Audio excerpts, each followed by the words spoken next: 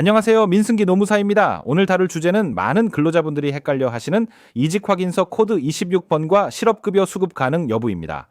고용센터에서 이직확인서를 받아보면 종종 코드 26이라는 숫자가 적혀 있는 경우가 있는데요. 이 코드가 있으면 실업급여를 못 받을 수도 있다는 이야기를 많이 들어보셨을 겁니다. 그래서 지금부터 코드 26번의 의미가 무엇인지, 그리고 정말 실업급여를 받을 수 없는지 사례를 중심으로 자세히 알려드리겠습니다.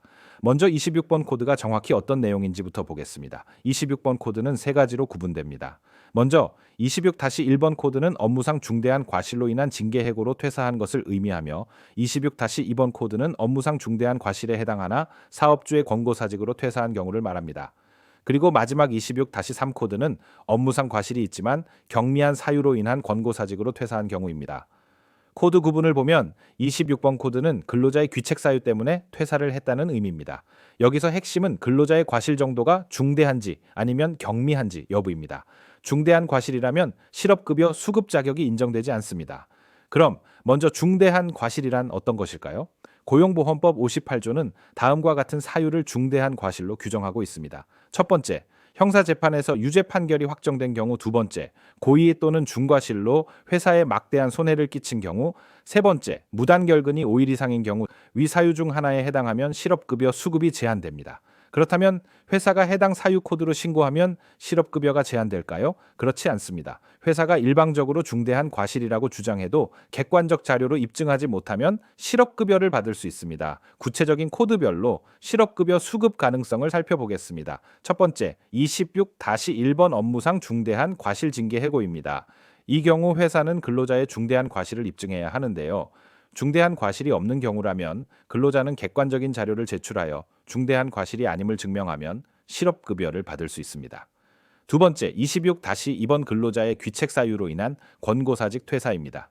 이 역시 중대한 과실을 근거로 하는 권고사직이기 때문에 중대한 귀책 사유에 해당하지 않음을 입증하면 실업급여를 받을 수 있습니다. 세 번째, 26-3 경미한 사유로 인한 권고사직입니다.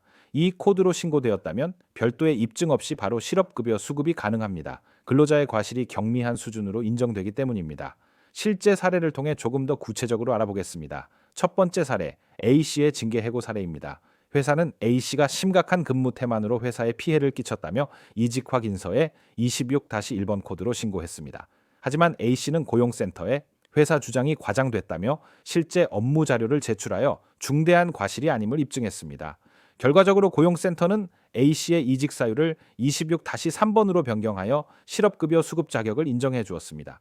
두 번째 사례, B씨의 무당열근과 권고사직 사례입니다. B씨는 반복적인 무당열근으로 회사로부터 권고사직을 제안받았고 회사는 이직확인서에 26-2번을 적어 제출했습니다. 이 경우 무당열근이 5일 이상으로 명확한 중대 귀책 사유였기 때문에 고용센터는 B씨의 실업급여 수급을 인정하지 않았습니다. 여기서 잠깐 중요한 부분을 정리해 드리겠습니다. 이직확인서에 26번 코드가 적혀 있다고 해서 무조건 실업급여를 받지 못하는 건 아닙니다. 중대한 귀책 사유가 있는 경우에 한하여 실업급여 수급이 제한됩니다. 하지만 여기서 중대한 귀책 사유란 회사가 주장하는 내용이 아니라 고용보험법에서 정한 중대한 귀책 사유라는 의미입니다. 즉, 회사가 근로자의 과실을 주장만 한다고 되는 것이 아니라 고용보험법에서 정한 근거를 제시하고 입증해야 하는 것이죠. 이직확인서에 기재된 사유가 사실과 다르거나 과장된 경우 근로자는 근로복지공단에 피보험 자격 확인 청구를 하거나 고용센터에 직접 자료를 제출하여 이직 사유를 변경할 수 있습니다. 실무적으로 볼 때 26-3 코드로 신고되었다면 걱정할 필요 없이 실업급여를 받을 수 있습니다. 만약 26-1번이나 26-2번으로 신고되었다면 회사의 주장이 맞는지 꼭 확인하고 적극적으로 대응해야 합니다. 자, 오늘은 이직확인서 코드 26번에 대해 명확히 정리해 드렸습니다.